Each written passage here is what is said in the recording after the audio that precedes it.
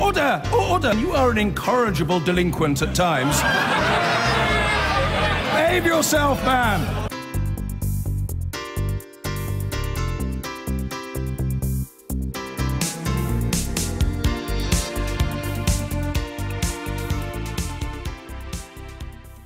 And we are now going to hear from Theresa May in the House of Commons. Before making this statement, which I felt was essential to bring to the attention of the House this morning. Mr. Speaker, what happened in the early hours of last Wednesday morning was one of the most unimaginable tragedies our country has seen in many years. As of this morning, 79 people have been confirmed dead or listed as missing, presumed dead, and with work still ongoing to recover the bodies, sadly the death toll may rise further. We already know that many children are among the dead, and that in some cases whole families perished. And those who survived have lost loved ones, friends, neighbours, and in many cases everything they own. Mr. Speaker, it should never have happened. In a few moments I'll say how we're going to discover why it did. But as I said yesterday, that initial failure was then compounded by the fact that the support on the ground in the initial hours was not good enough. As Prime Minister, I have apologised for that second failure and taken responsibility for doing what we can to put it right. On my first visit to North Kensington, I met with the emergency services.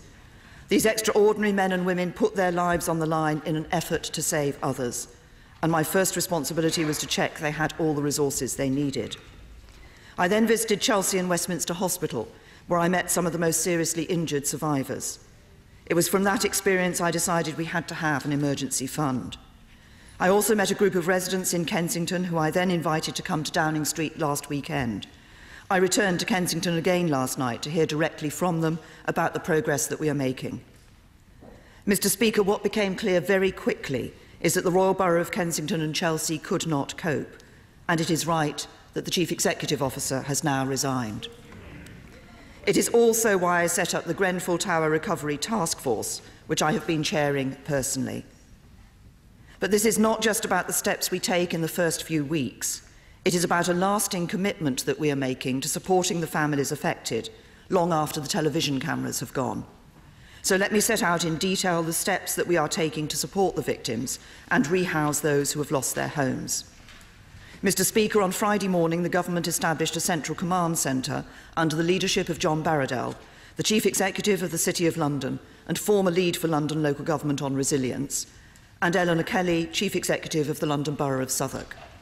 On behalf of the whole House, I want to thank John and his team for all the work they are doing. I also want to pay tribute to the fantastic response from London boroughs, including a number of Chief Executives who are currently working at the command centre, as well as the Mayor of London and leading figures from a number of councils from outside London. I want to thank the army of volunteers who stepped in to provide shelter, sustenance, comfort and practical support. And I want to thank my Communities Secretary and the Ministers for Housing and Planning, the Minister for London and the Minister for Policing and the Fire Service for the work they have been doing. Mr. Speaker, there are currently around 600 people working on the site and in the immediate area who are working to provide support to the victims. The Westway Sports Centre has been transformed into an emergency community hub, staffed by 40 officials from 6 government departments. They are making sure people have essential documents like driving licences and passports that are fundamental to carrying on with their lives. They've also been joined by experts from organisations such as Transport for London, Citizens Advice and the Red Cross, NHS mental health staff, nurses, care managers and a GP.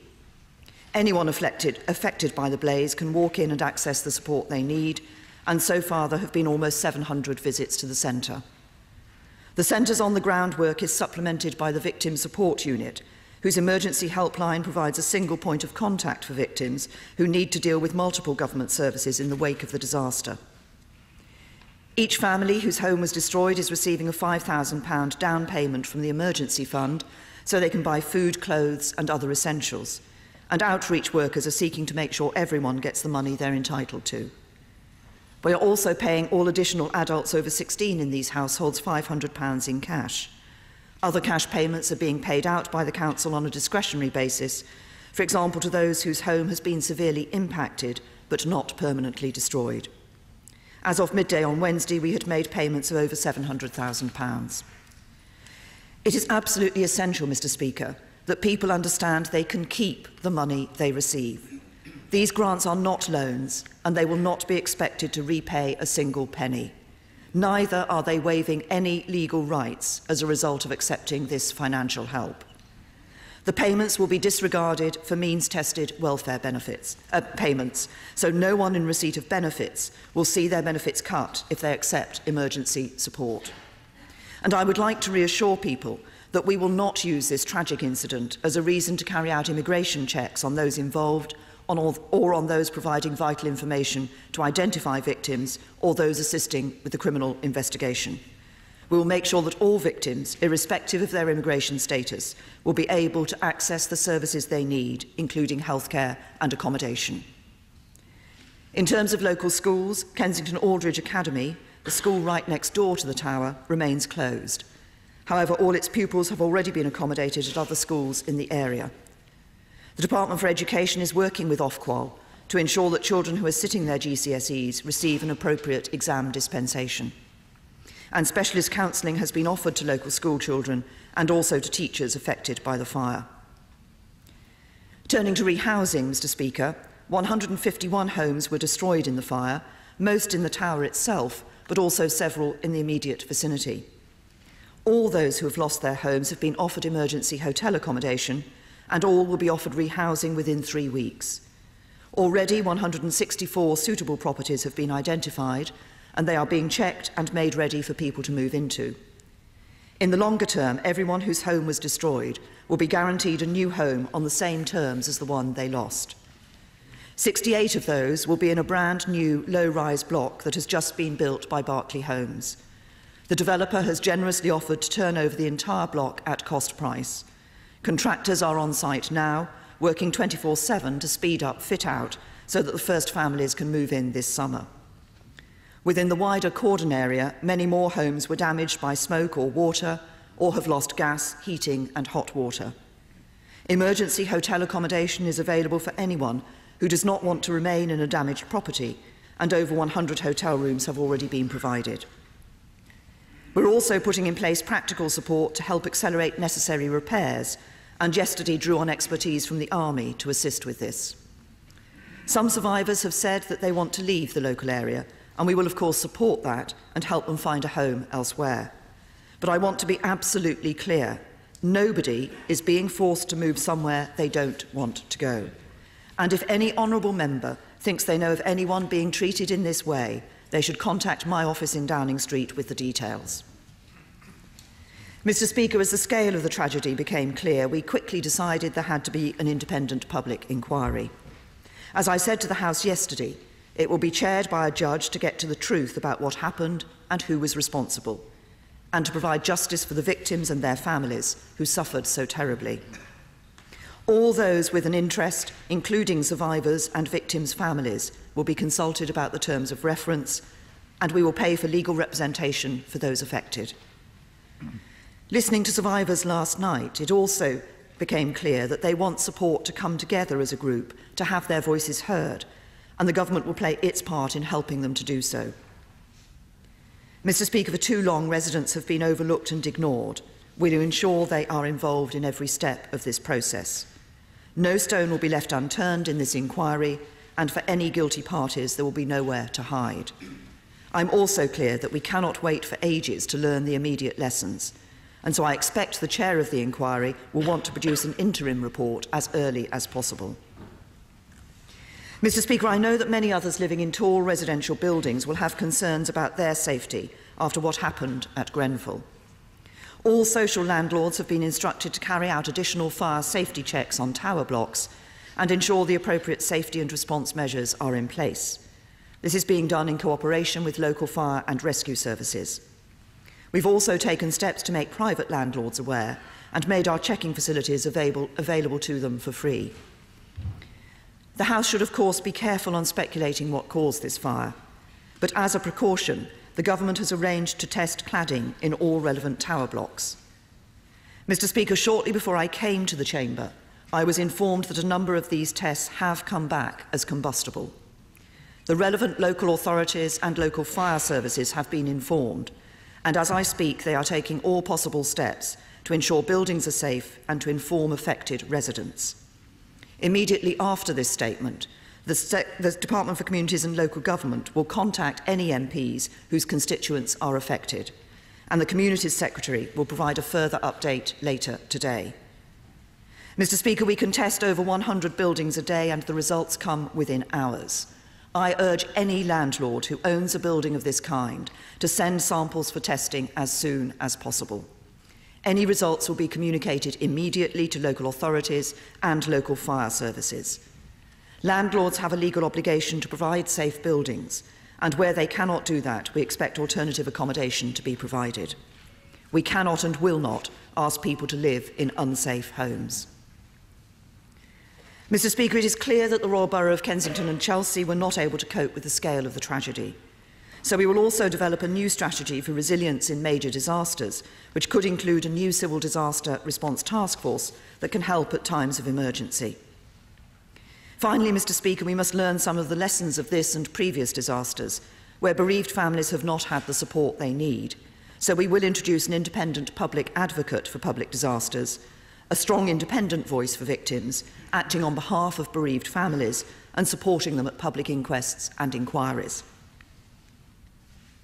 Mr. Speaker, in the past week, a lot of remarkable people have gone above and beyond to help deal with the fire and its aftermath. First and foremost, of course, are the incredible men and women of the emergency services who did so much to save so many lives. I can't imagine the kind of bravery it takes to run into a burning building and head upstairs when any normal person would be heading for the exits. But we've also seen sterling work from people across the public sector, teachers, nurses, staff from various local authorities, civil servants who are doing all they can to help. We've seen incredible acts of generosity from private businesses, and we've seen the people of this great city and this great country stepping up to help in any way they can, donating money, clothes, toys and food, volunteering their time and so much more. But above all, I want to pay tribute to the people of Kensington. They've opened their hearts and homes to people affected by the fire, coming together and showing what a real community looks like. The selfless actions of local people and the courage and resilience of the survivors should give us all pause for thought. For right now, our focus is on supporting the victims, finding homes for those made homeless, and making sure this country's housing stock is as safe as possible. But as we move forwards, so we must also recognise that for too long in our country, under governments of both colours, we simply haven't given enough attention to social housing. And this itself is actually a symptom of an even more fundamental issue. Mr. Speaker, it shouldn't take a disaster of this kind for us to remember that there are people in Britain today living lives that are so far removed from those that many here in Westminster enjoy. That in this tower, just a few miles from the Houses of Parliament and in the heart of our great city, people live a fundamentally different life, do not feel the state works for them, and are therefore mistrustful of it. So long after the TV cameras have gone and the world has moved on, let the legacy of this awful tragedy be that we resolve never to forget these people and instead to gear our policies and our thinking towards making their lives better and bringing them into the political process. It is our job as a government, and I believe as a parliament, to show we are listening and that we will stand up for them. And that is what I am determined we should do, and I commend this statement to the House. The Leader of the Opposition, Mr Jeremy Corbyn.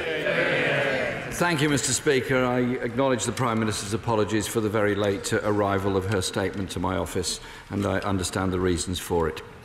I met with the survivors at Grenfell Tower, as have a number of colleagues in the House, and very inspiring volunteers coordinating so much of the relief effort for families who had lost so much. There is grief, there is anger, and there is also great solidarity in that community. And I hope the whole House will join with me in commending the community spirit and public support which helped so many traumatised families, and the amazing response of so many local people and faith groups who rushed to the scene to give clothing, to give food, to give help, and to provide a sort of online restaurant for just about anybody who was helping with the disaster relief. Our love, our condolences and our solidarity goes out to those families again today and in what will be the very difficult days and weeks ahead, and for many a lifetime will be reliving the trauma of that dreadful night. They were, as the Prime Minister said yesterday, let down, both in the immediate aftermath and so cruelly beforehand, and the public inquiry must establish the extent and by whom. At least 79 people are dead.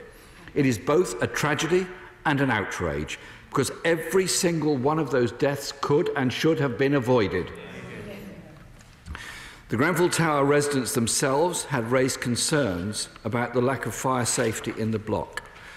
The Grenfell Action Group had warned, and I quote, "It is a truly terrifying thought, but the Grenfell Action Group firmly believes that only a catastrophic event will expose the ineptitude and incompetence of our landlord, the Kensington and Chelsea Tenant Management Organisation."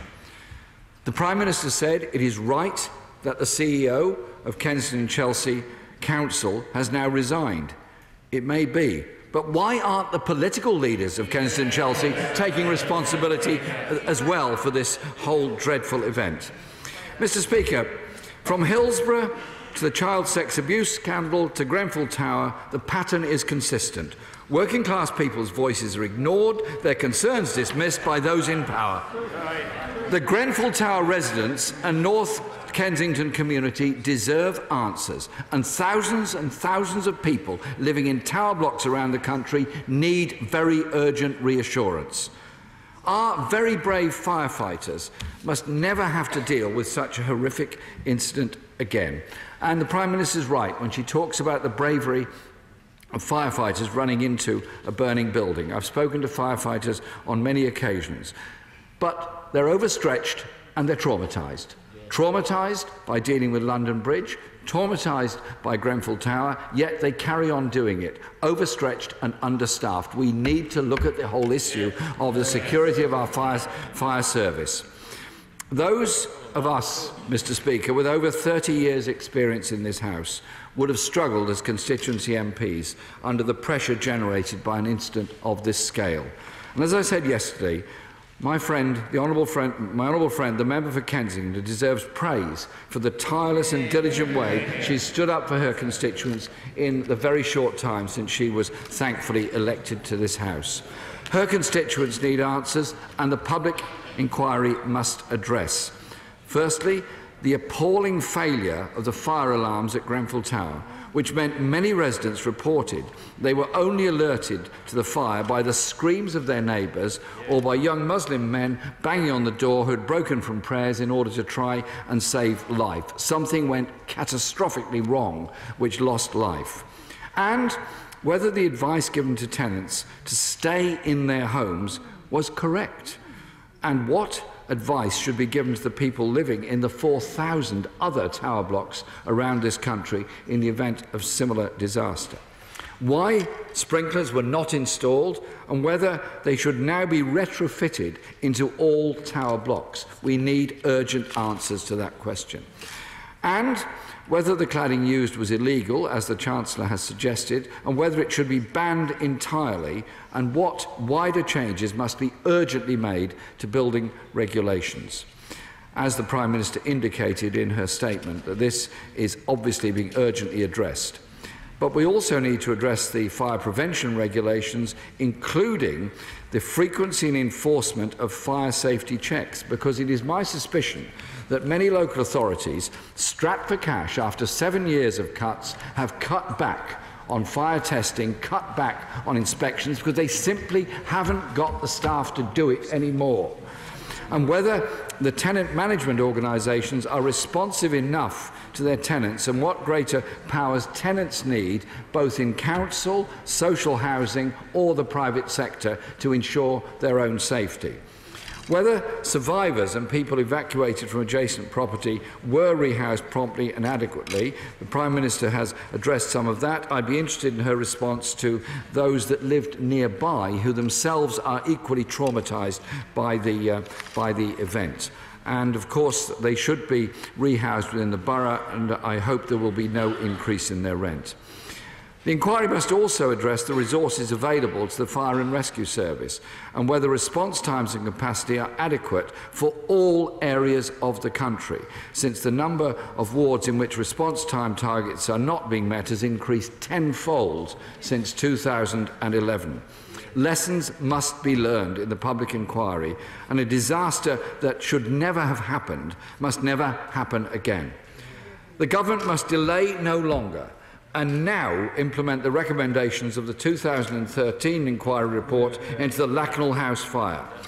The public inquiry into Grenfell Tower must also establish whether lives could have been saved if those recommendations had been implemented in full, and if the recommendations of the all-party parliamentary group had been heeded by government.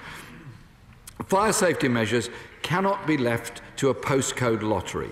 So I ask the government to make available emergency funds, as my honourable friend, the member for Leeds West, raised yesterday, so that councils can carry out immediate fire safety checks and install sprinklers, and the timetable for that be made known to residents. There is obviously a huge cost involved in removing and recladding blocks that are found to have flammable materials included in them. That money must be made available immediately, because it is a huge job of work. And when the Prime Minister says that those people who are in danger must be moved out of their properties, this is a massive undertaking, and a huge focus of government resources will have to go into it.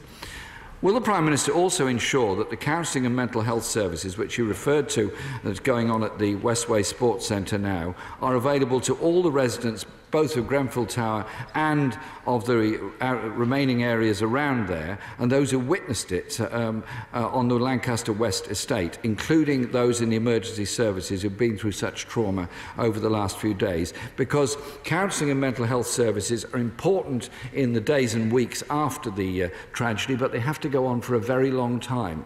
This trauma doesn't end a few days afterwards. Mr. Speaker, the public inquiry must report as soon as possible, and changes that can and should have been made must now be made without delay. But we have to be aware that this has been a wake-up call to the whole country. The fire at Grenfell Tower has taken the lives of people who should be with us and alive and happy today. Residents of tower blocks all over the country are concerned, worried and frightened for their own safety. What we need is a step change in our attitude towards housing in this country, to deal with the permanent housing crisis that so many of our constituents and residents face. And we need government intervention to support local authorities in bringing about safe solutions to the housing crisis, so that this tragedy can at least change our attitudes and at least say, as a country, we are seriously going to address the housing situation that so many people face. Those people have died. They will never come back. We have to learn those lessons to make sure this tragedy is a turning point in our whole attitude, and never again do people die needlessly in a towering inferno, living in poverty, surrounded by a sea of prosperity. Thank you, Mr. Speaker. May I first of all join the Leader of the Opposition in commending the work of his new honourable friend, the member for Kensington. I'm sure we can all remember our first few days as a Member of Parliament and getting to grips with it, have to deal with the disasters and tragedy of this sort in your constituency so early on. Must have been very difficult, but I commend the Honourable Lady for the work that she has done. The Right Honourable Gentleman raised a number of issues, many of which will be matters for the inquiry to get to grips with. So the responsibility in relation to this issue, some of the issues around, for example, the advice given by the fire service, all of these will be issues that the inquiry will, I would expect, to address. And as I said in my statement, we want to ensure that we're able to provide justice to the victims and survivors of this terrible tragedy that has taken place.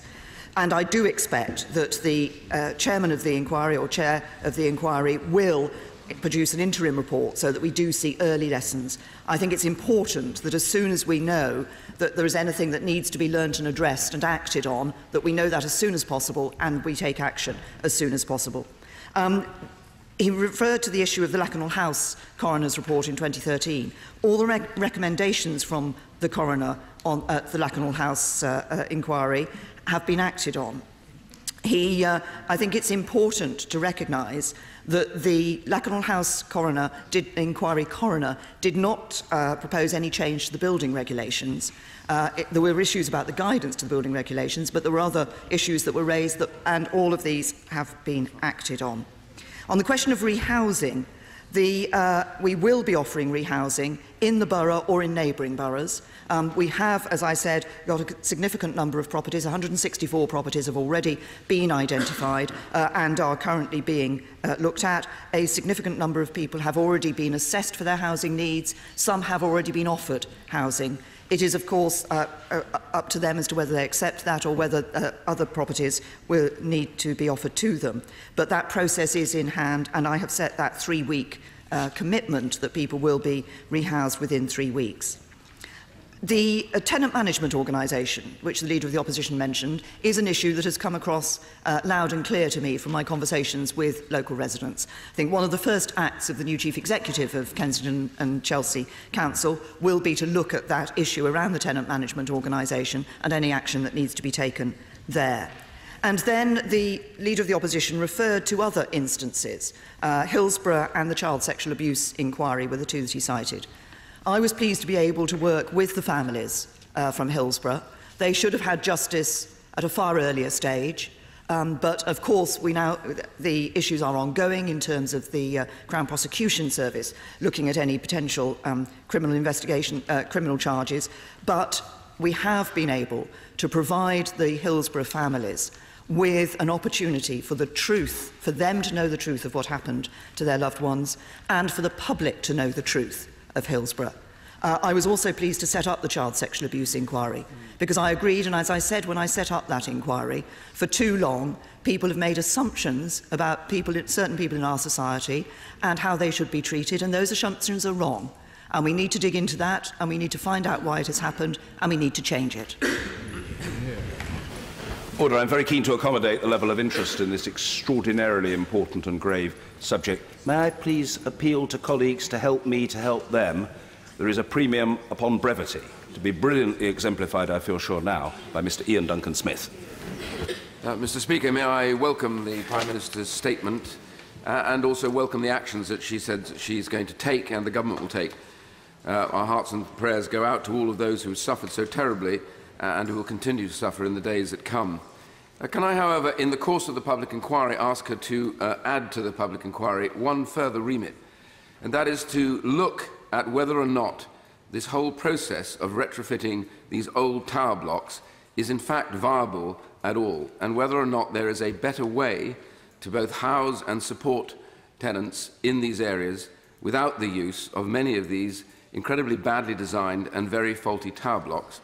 And could she ask the public inquiry to look carefully at whether or not it's feasible now for us to look at bringing some of these down and improving more family-friendly housing? I'm grateful to my right honourable friend for his remarks. He's suggesting that the inquiry should in fact go a great deal further than looking into this particular instance. I think what is important, and we will ensure that the survivors and local residents have an input to the terms of reference for this inquiry to make sure that it is an inquiry that they can have confidence in and that they know will produce the results that they need and the justice that they need. I think we need to ensure, I will reflect on my right honourable friend's comments, but I think it's important primarily that the local residents feel confidence in the terms of reference in the inquiry and that it will get to the truth as they need it. Mr. Ian Blackford. Thank you, Mr. Speaker. I know that we all in this House, and I'm sure throughout the entire United Kingdom, welcome the opportunity of the Prime Minister's statement this morning. I think we can all reflect on the scenes that we woke up to last week, the horror of those that were living in the tower block, the suffering and the pain that they must have gone through, the agony of seeing the fire spread through that building. And I want to also thank the members of the emergency services, in this case and other incidents that we've seen over the course of the last few weeks, putting their lives on the line, and we owe a tremendous debt of gratitude to them. We on these benches want to work with the government on these matters. These are, I think, the incident last week is a defining moment in the evolution of our society. Can I say to the Prime Minister respectfully, though, she has apologised to the Leader of the Opposition for the short notice, but it shouldn't just be to the Leader of the Opposition, it should be to the third party and indeed all parties represented in this House that there should be adequate provision. The Prime Minister in her statement said that the initial failure was then compounded by the fact that the support on the ground in the initial hours was not good enough. Can I ask that through the public inquiry, if there are recommendations that are made, the changes that have to be made, that the Government will accept those? I think, secondly, on the £5 million which has been put into the initial emergency fund, if this is not sufficient, will the Government commit to doing what it needs to in order to make sure that the appropriate financial resources are available? I welcome the fact that the Prime Minister has said that the new housing block that's been built by Berkeley Homes will be made available for some of the families, and she talks about families moving in over the summer. Can she be more specific as to when this will happen, and can we make sure that those families who do wish to live in the local area will have that commitment that housing will be made available, and it will be done on the basis that there will be consultation, and if the first offer is not acceptable, that there will be alternatives that can be put in place? Will the Prime Minister agree that the public inquiry should be empowered to consider all the steps that were not taken leading up and contributing to this incident? All of those with a legitimate interest must be able to participate. This has to include the bereaved families, survivors as well as individuals, and organisations with an interest such as the Residents' Campaign and local representative organisations. This needs to be about Parliament recognising the significance of what has happened here. We can never be, as a country, in this position again. And I welcome the remarks that the Prime Minister has made about social housing.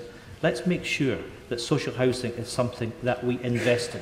I grew up in a social house. I remember fondly my childhood, and I want people that have the same opportunities that we had to have social housing that we can all be proud of. Thank you. Thank you, Mr. Speaker. And perhaps I could take this opportunity in responding to the honourable gentleman to make it clear that the testing facilities that I referred to earlier are open to the devolved administrations as well.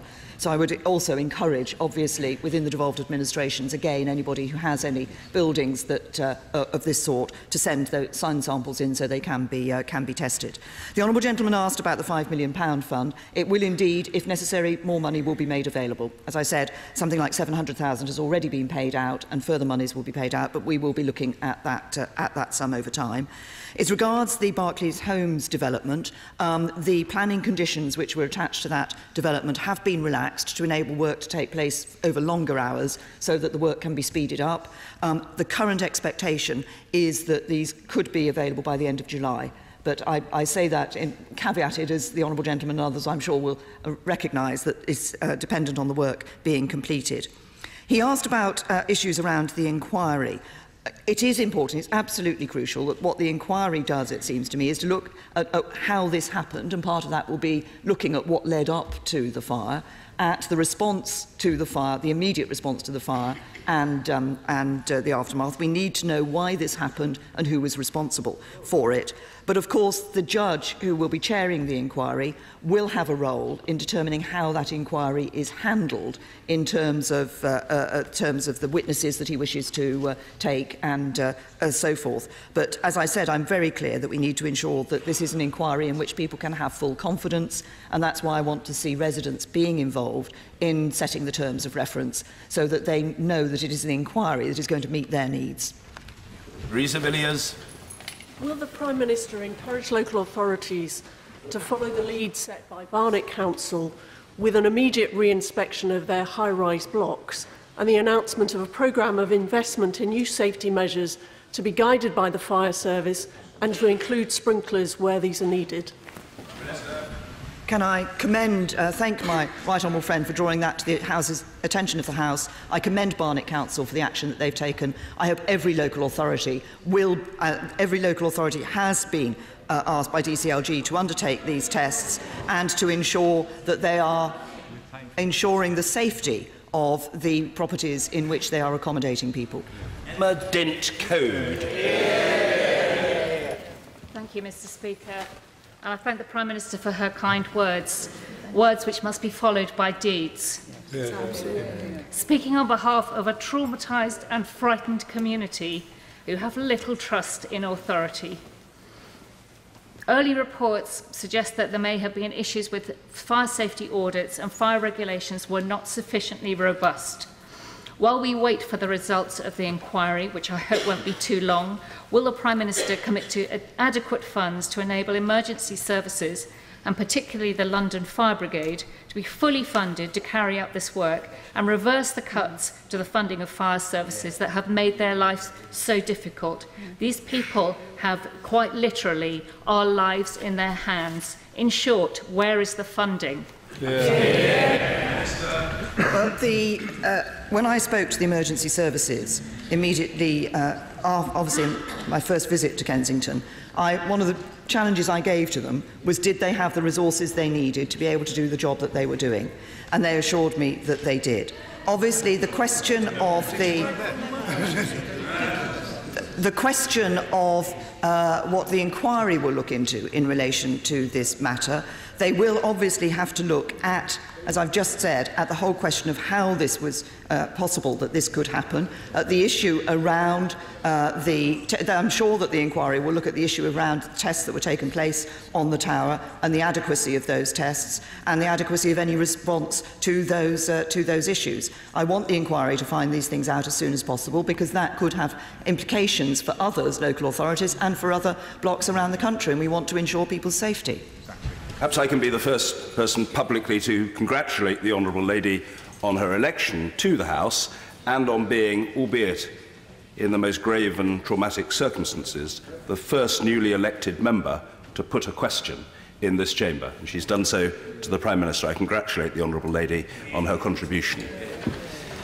Zach Goldsmith.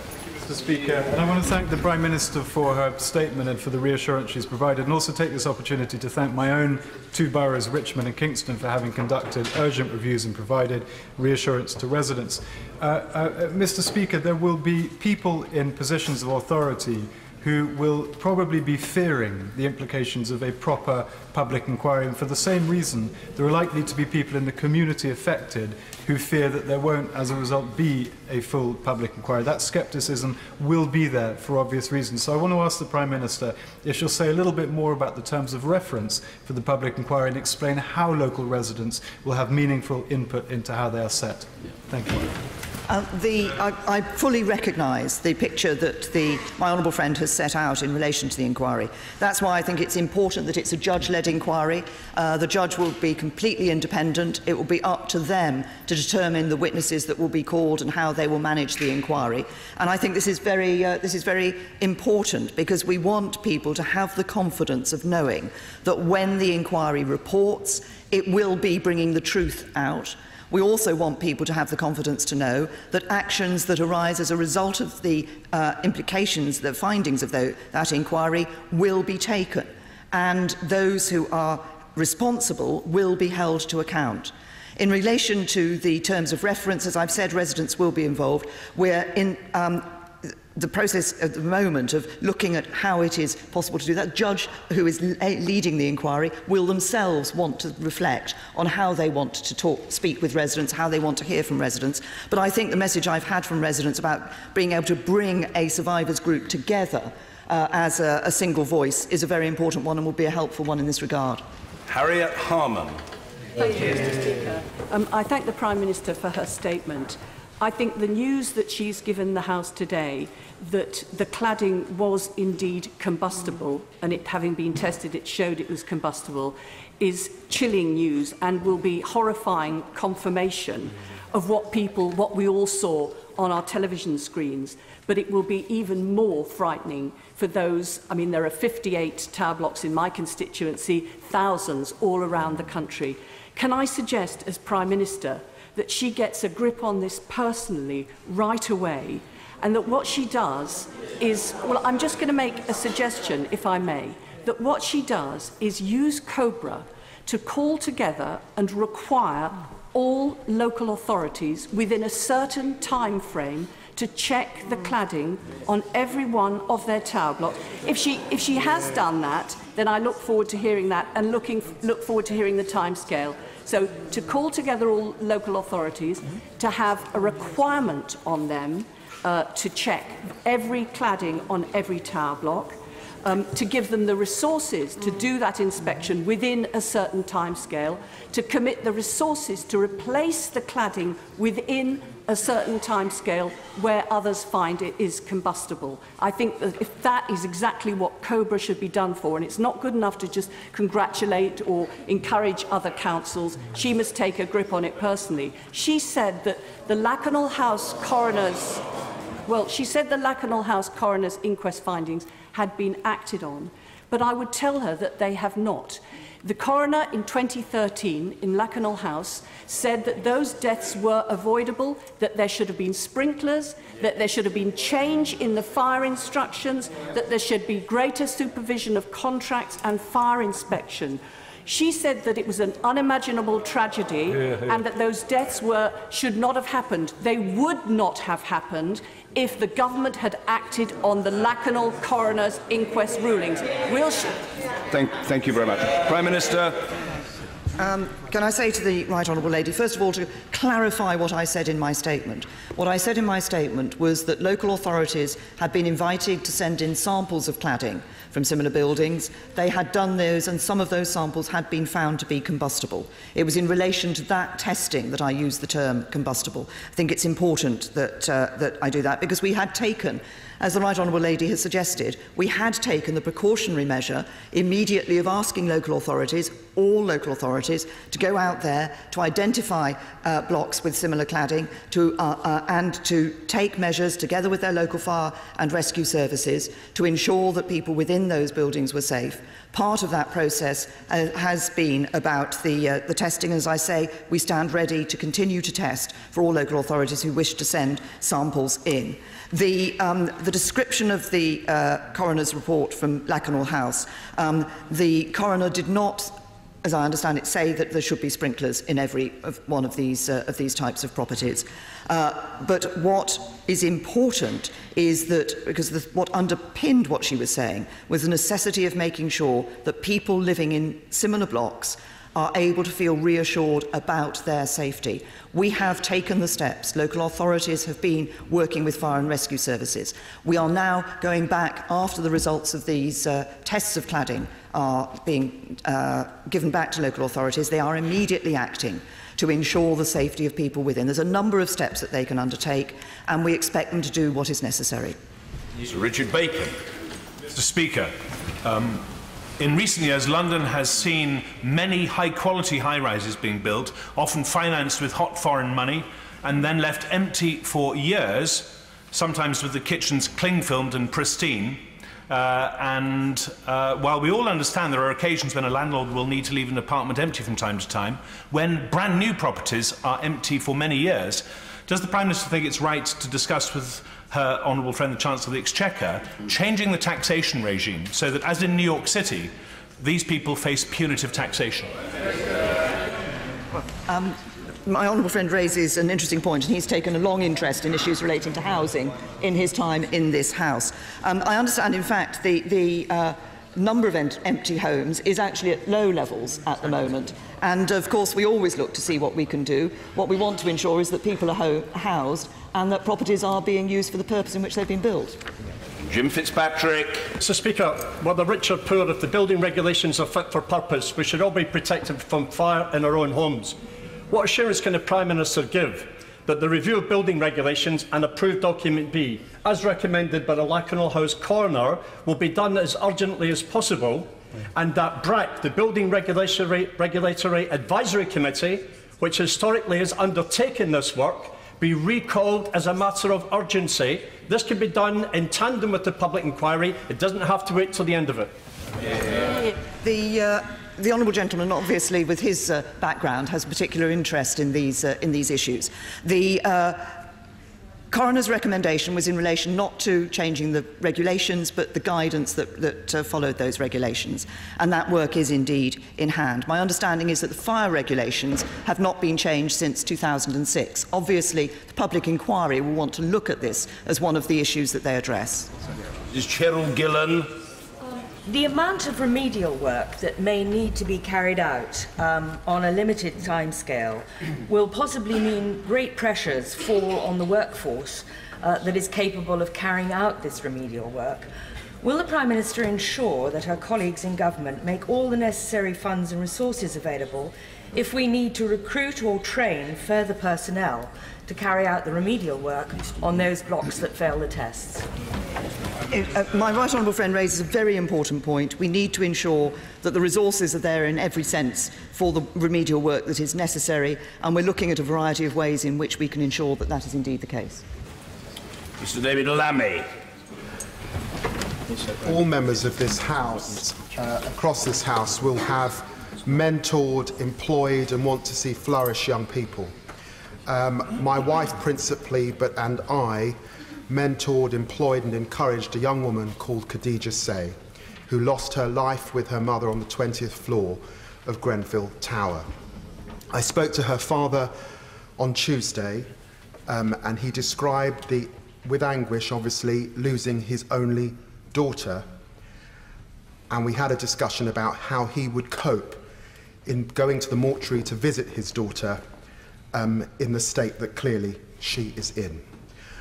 On their behalf, and all of the people that died, I urge the Prime Minister to say something more about the criminal investigation that was announced last week. She has talked about the public inquiry, but she understands that most people see this as a crime, and they know that rich and powerful organisations get away with crime. Can she say what resources have been brought to bear for the Metropolitan Police? How big are the teams? And why is it that we have not had any commentary about charges, about arrests, or about the seizure of documents? Can I first of all say how sorry I am to hear that the right honourable gentleman has lost somebody, a friend, in this terrible tragedy. There are obviously many people in that position, but it brings it home to this House and right into this chamber.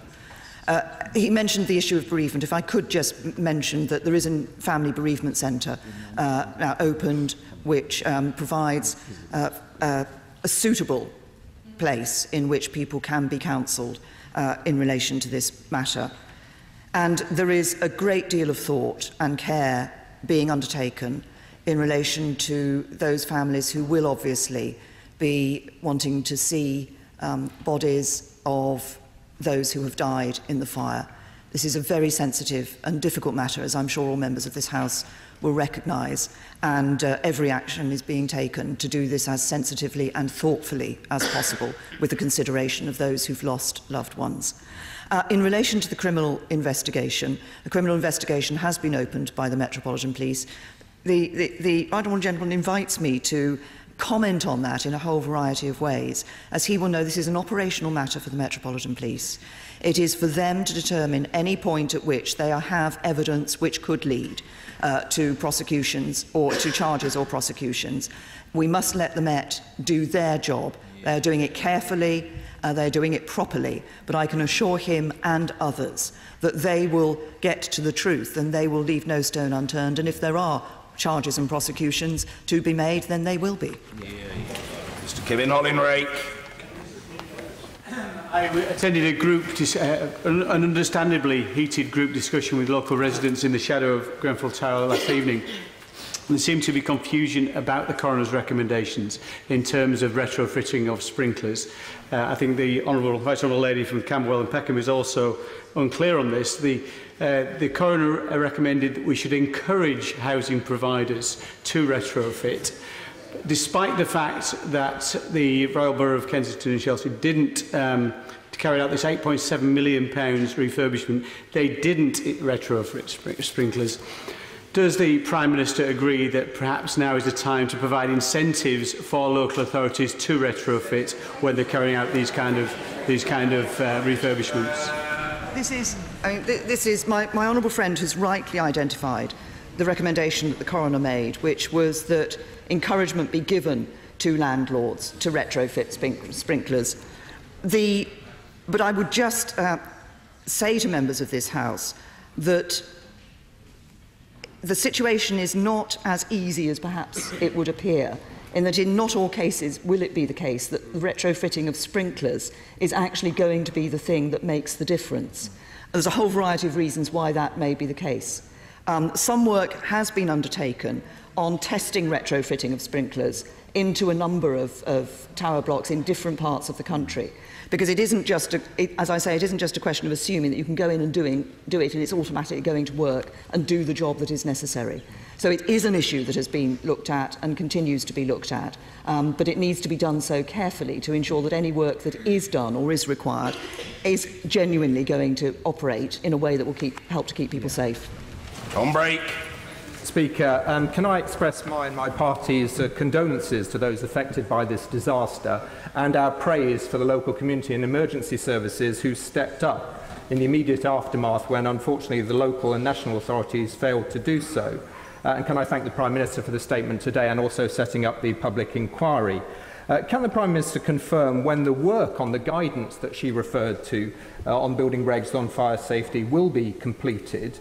Can she confirm that as much focus will be put on private blocks, perhaps particularly those that were converted from office blocks into residential blocks, as is being put on local authority and housing association blocks?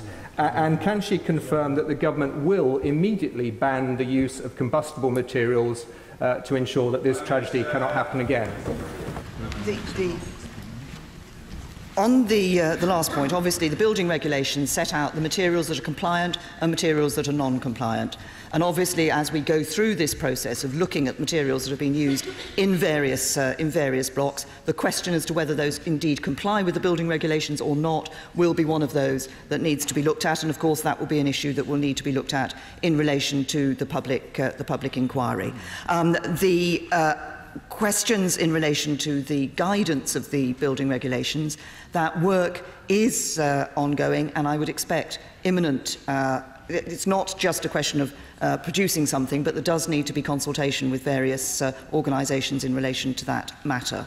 But what we need to ensure is when the fire services, when the police have done their investigation, that any action that is necessary immediately as a result of the identification of the cause of the fire and the reasons why the fire took such hold, which is of course the issue that is of particular concern, then any action that is necessary is taken, and it will be taken. Geoffrey Clifton-Brown. My right honourable friend might be interested to know that I spent about 3 hours on Monday quietly walking around the Grenfell Tower area talking to people. I met traumatised victims who didn't want to go into the centres to get help, so clearly people need to go out to them. They were angry that there was no clear housing policy as to when and where they were going to be rehoused. But above all, what I found was that there's an enormous amount of work being done by voluntary bodies, all sorts of bodies, but there is a clear lack of coordination as to how these bodies are to move forward together. So can I strongly support what my right honourable friend said this morning, that we should establish a high-level government task force that is able to go into a similar sort of disaster. They should be available 24 hours a day, 365 days a year, to take over from the immediate Gold Command situation. Yes. Can I thank my honourable friend for the work that he's done and the feedback that he has provided to ministers in relation to the conversations he had with residents and victims on the ground.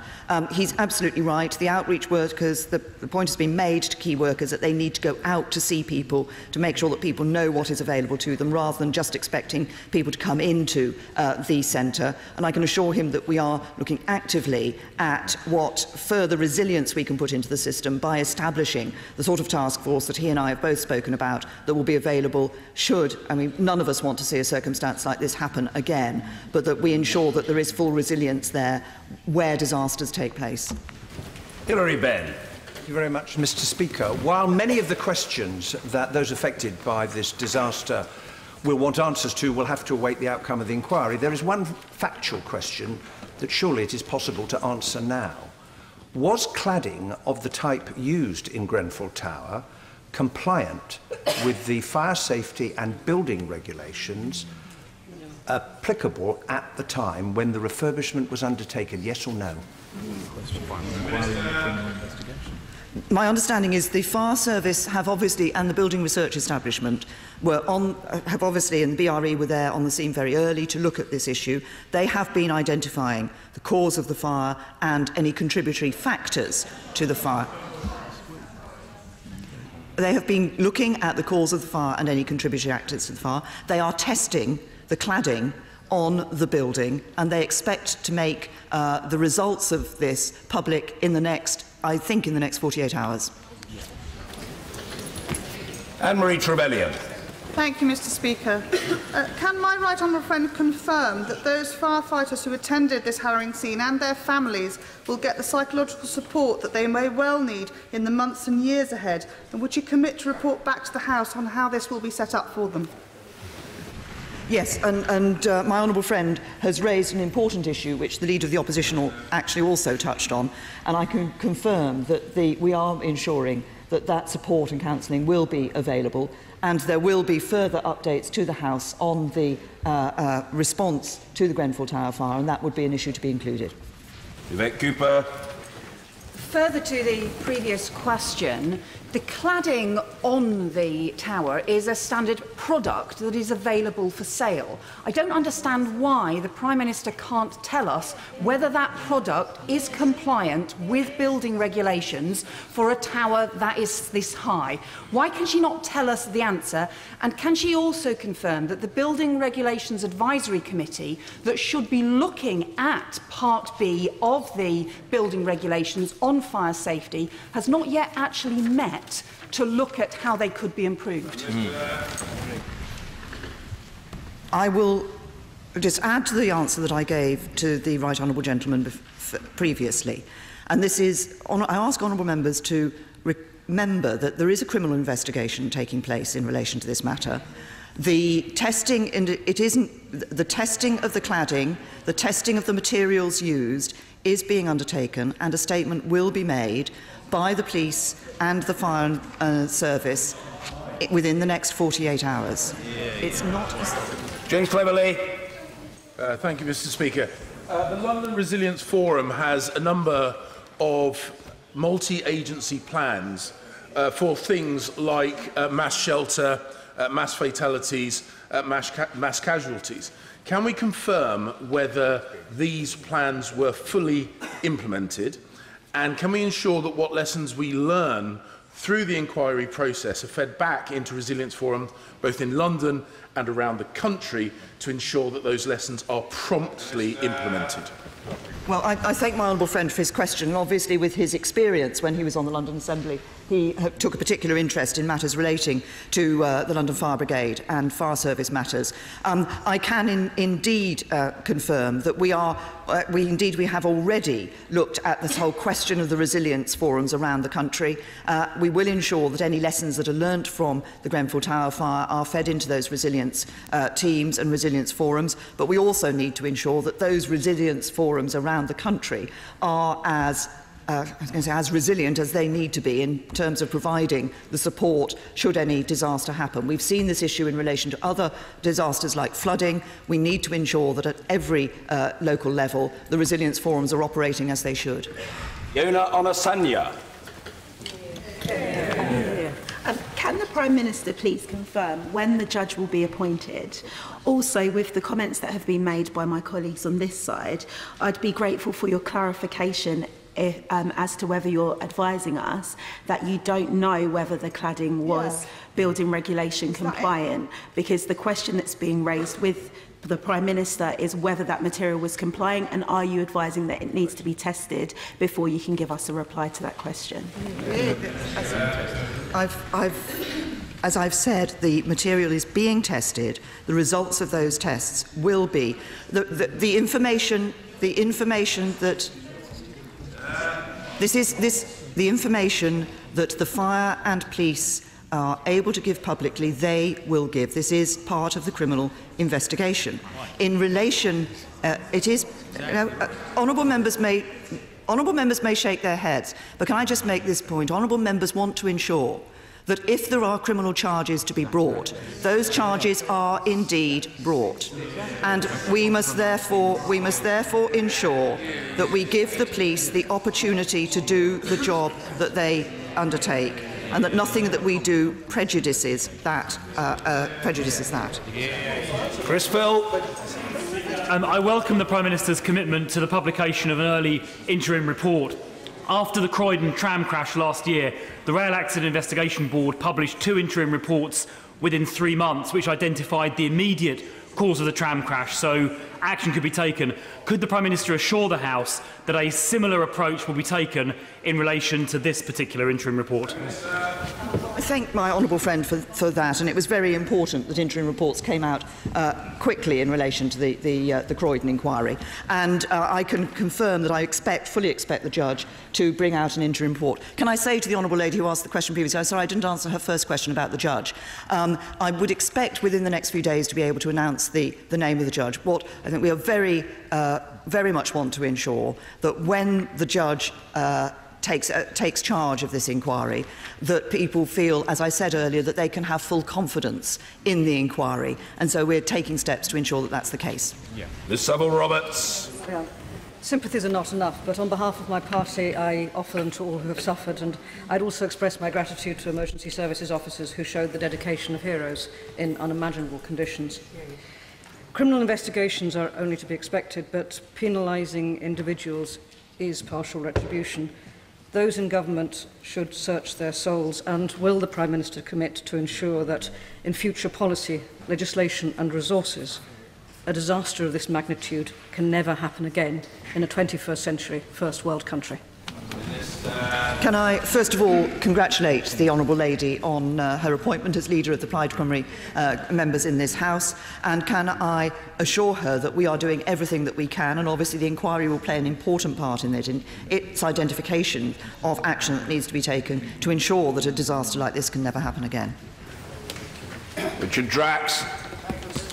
Let my friend confirm that if the cladding is found to be illegal and other research comes back that other towers have been similarly clad, that the public inquiry will extend its remit to look at investigations into all towers that are similarly clad with illegal cladding, if indeed it is illegal.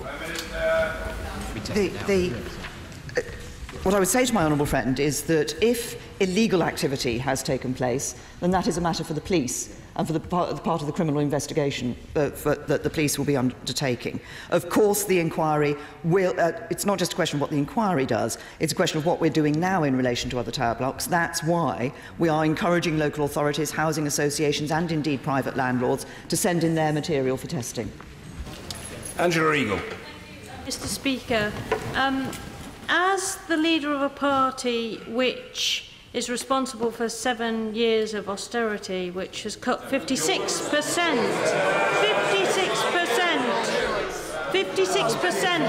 of the cash available to my local authority in the last 7 years, and a leader of a party that has spent its time talking about regulation as a bad thing, is she now going to apologise to the country for the state of local government when the richest borough in London cannot afford to couldn't cope with this emergency, because at the same time as they were giving money back to their council taxpayers? Absolutely.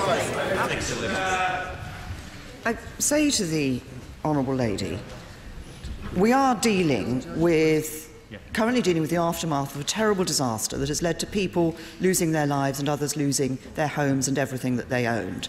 We are ensuring that we are putting the steps in place. I recognise, as I've said, that initially the response wasn't good enough. That's why we've stepped up that response. That's why I say I didn't respond to the Right Honourable Lady, the member for Camberwell and Peckham, but I have indeed been chairing, as I said in my statement, the COBRA meetings myself. That's why we have been putting extra resource in to ensure that that response is suitable.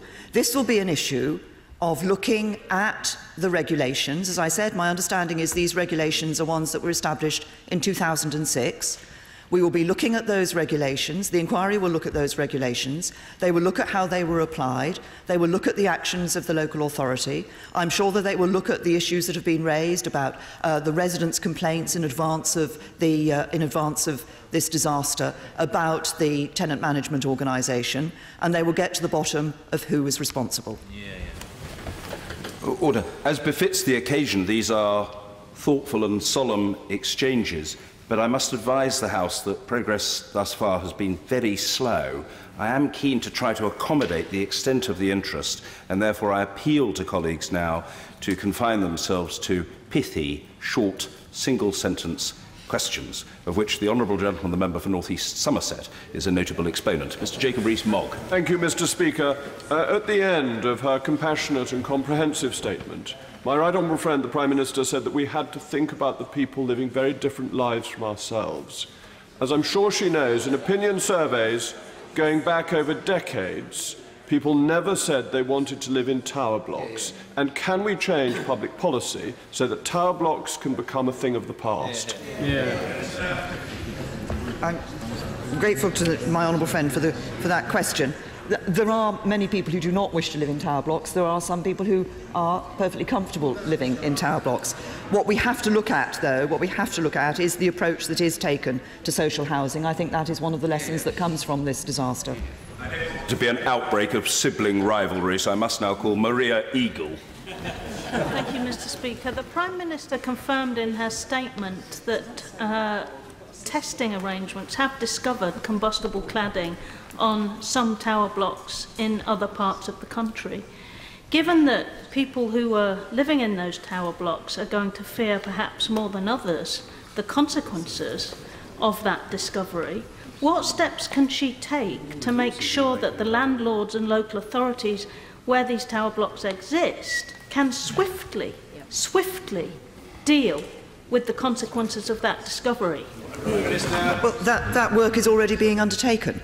As soon as we identify, first of all, the testing work has been undertaken by local authorities, housing associations, and we encourage private landlords to do it too, of their blocks to ensure the fire safety. We encourage everybody to send in samples so that we can undertake this checking, lab testing. Local authorities are immediately informed if the material is combustible. They are then looking with their local fire services at ensuring the safety of those buildings. That will be done in a number of ways. But of course, there is a responsibility to ensure that people are housed safely, and the government is working with local authorities to ensure that. Jenkins. Commend my right honourable friend's statement and the extraordinary degree of personal responsibility she is taking in this response.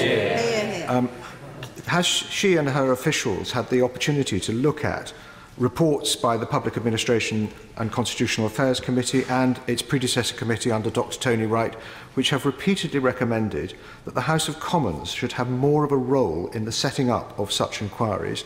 And would you consider asking the House to establish a special select committee very quickly to look at the terms of reference, to give a pre-appointment hearing of the chair of the inquiry, and to set the budget and set the timetable and make sure that this public inquiry does have cross-party and public confidence in the way that so many public inquiries have failed to do?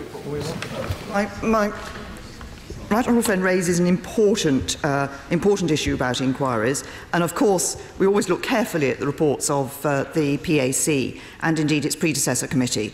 I think what is important in relation to this inquiry is that we do get it up and running with appropriate speed, and the most important thing to me is that the residents affected will have confidence in the inquiry. I think the key thing we need to do is to ensure that it is the residents who can feel that this inquiry is genuinely going to get to the truth for them. Aaron Buck.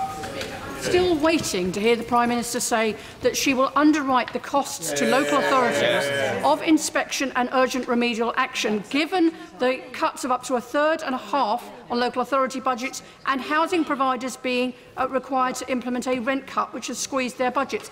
We cannot have a postcode lottery in terms of safety provision, and that needs a commitment now from the government to underwrite it. Will she do that today, yes or no? We are providing the testing facilities to the local authorities. We are working with local authorities to identify their needs and their requirements and the response that they need to take, and work with them to ensure that they can respond in the way that is necessary. Robert Courts. Thank you, Mr. Speaker. Will the Prime Minister please confirm that residents will be housed as close as possible to where they lived to ensure that they are close to friends, family and support networks? Yes. Yes, I can give that reassurance. It's being close to friends and family, but also it's important for children in families to be able to go to their local schools. Mahalia. Mr. Speaker, the Prime Minister talked about looking forward to the future and about those who are far removed in their lifestyles from those that many here in Westminster enjoy. This is the reality in my constituency, with overcrowding, 2 families living in many homes, homelessness the worst it's ever been. Will she now live true to her word and take a personal lead in taking plans forward to make sure we're delivering not just more housing, but more really affordable housing for the people who need it? Prime Minister. And we published, my Right Honourable friend, the Community Secretary, published proposals in relation to housing before the general election. We want to ensure there are more affordable homes, there are more houses being built, and we have put putting £500 million into the issue of dealing with homelessness. Rebecca Powell. Thank you, Mr. Speaker, and may I thank the Prime Minister for her detailed and compassionate statement that she's given us this morning. But I wonder if she would agree that although there are obviously legitimate questions surrounding the Grenfell tragedy, and absolutely rightly they must be asked, we should exercise all caution in attributing blame or condemnation before we know the facts. And as a former journalist, I feel really strongly about this.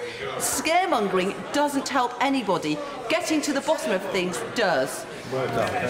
Well, my honourable friend is right. What is important is that the evidence is identified, that the issue is properly considered, everybody is able to give their views and their evidence into the inquiry, and that is able to get to the truth and to find the result and to find out what happened. Obviously, the fire services and the police are looking at the immediate cause of the fire and will make public any statements that in relation to that they are able to, but the inquiry will get to the truth, and it's important that we actually allow the inquiry to identify responsibility. Reeves. Thank you, Mr. Speaker. Leeds City Council have responded swiftly, communicating with tenants and residents in all 116 blocks, testing the cladding, none of which uses the same as what was used in Kensington. But what we now need to know, and following on from the question from my honourable friend, the member for Westminster North, is that whatever recommendations are made on sprinklers, on cladding, on fire alarms and other remedial work, that it will be central government that is providing the funds to ensure that tenants and residents in all of those thousands of tower blocks across the country are safe.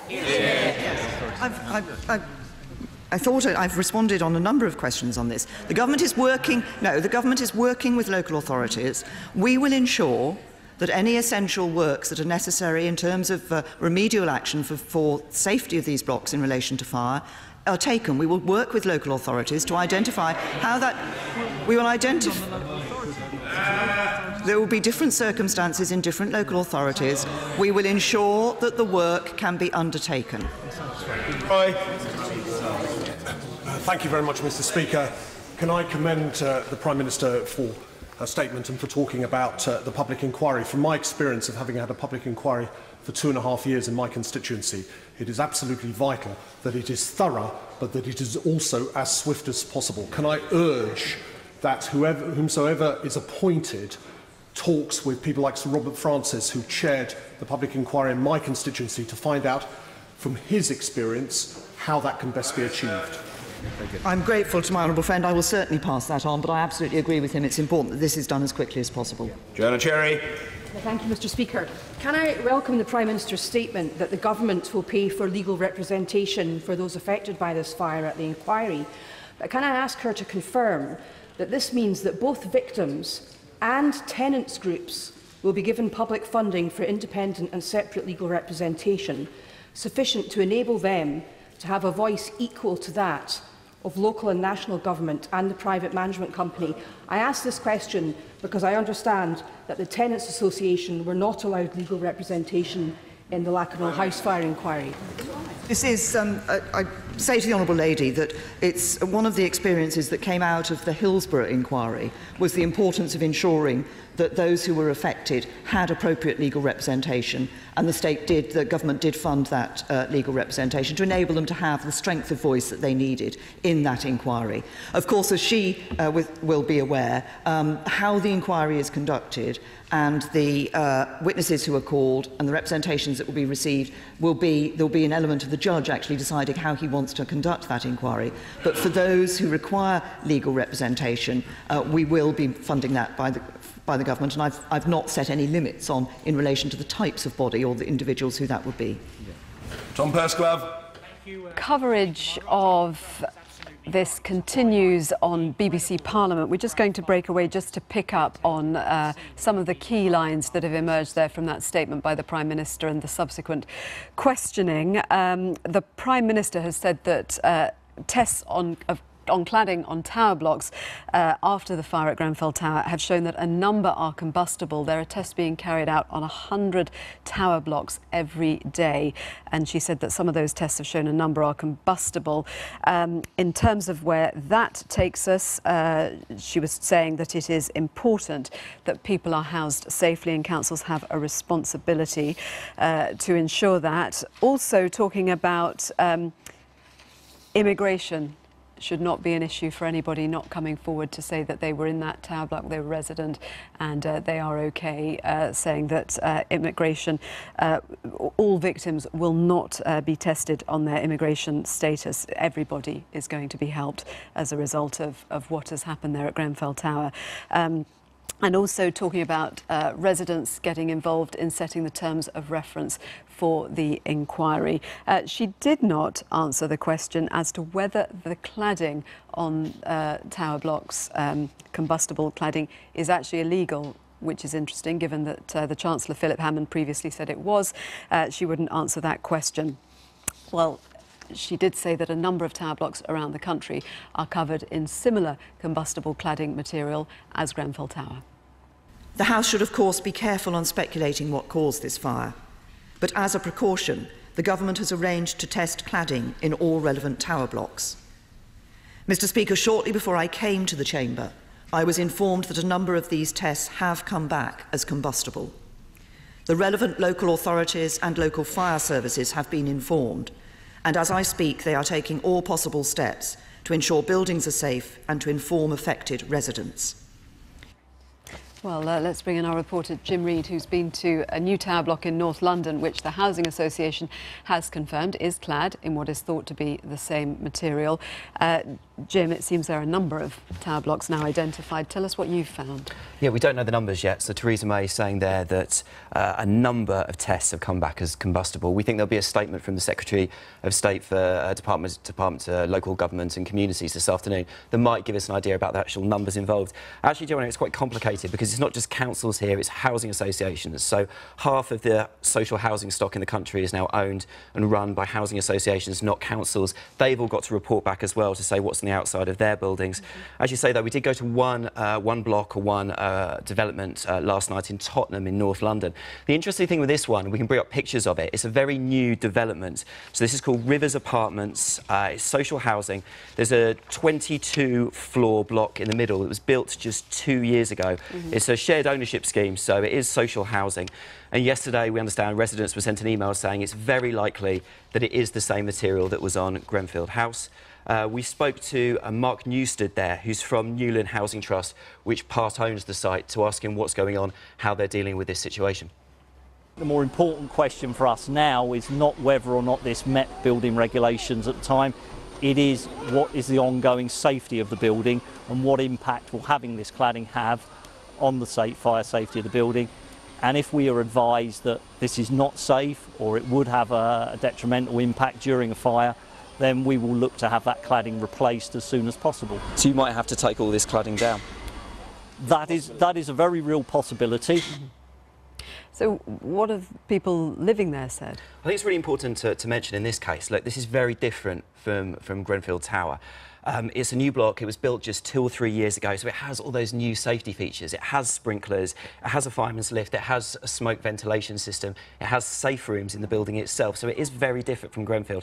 Also, the design of it, the cladding that's put on this may be the same, but in these new build sites, the cladding was always envisaged as part of the construction of the building. The issue with Grenfell is they were adding cladding to a 1970s block, and the people we've spoken to say that that can build risk into what you're doing. Having said that, we did speak to residents last night. They did say that they're concerned and they want answers. They want to know why this stuff was put on the outside of their building. You can see, like, this is a new build, so if they're using stuff that's done how many years ago, it's disgusting. The amount of money they have, they need to sort out the health and safety. This is the first priority. So I do hope it gets done as soon as possible, because it's going to be better for all of us. Obviously, Grenfell was absolutely tragic, but I think it's two very different buildings. I believe that building was in the 70s. So this is only 3 years old, sort of being built with all kind of the modern sort of fireproof technology and whatnot. I don't really think I'm kind of too concerned about kind of the cladding on its own. If this didn't happen with the fire in Grenfell, I mean, what would have happened? We would have been living here and unknowingly were not safe. So yeah, no, I am very disappointed, I am. These things should have been checked out before having people move in, do you know what I mean? So Newland, which is the housing association in that situation, said it's got the fire service coming today to give them advice on what to do next. They are now sending off the material, as the government has said, to be scientifically tested, although they are pretty sure it is the same stuff that was at Grenfell Tower. The interesting thing with this situation was that block was just 2 years old. We understand it was approved, the building regulations were approved by Haringey Council. The company involved in building it, a company called Guildford Try, a FTSE 250 company, a really big established building company.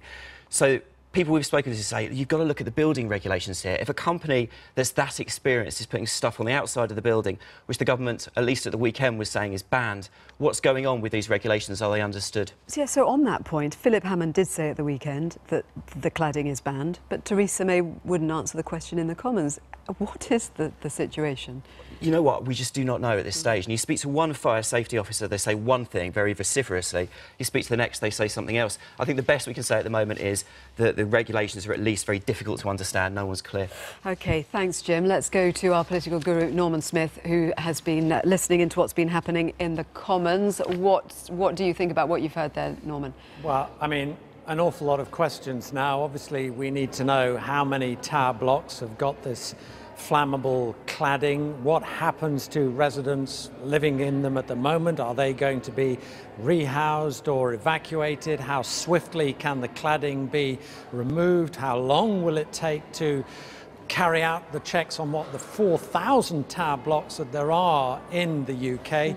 And in terms of whether or not this cladding complies with building regulation, listening to what Mrs. May was saying, she was repeatedly asked that, and she repeatedly avoided answering it. Now, I think the reason she avoided answering it is because it forms part of the police investigation. And she said within the next 48 hours, the police will issue a statement about the inquiry in relation to cladding.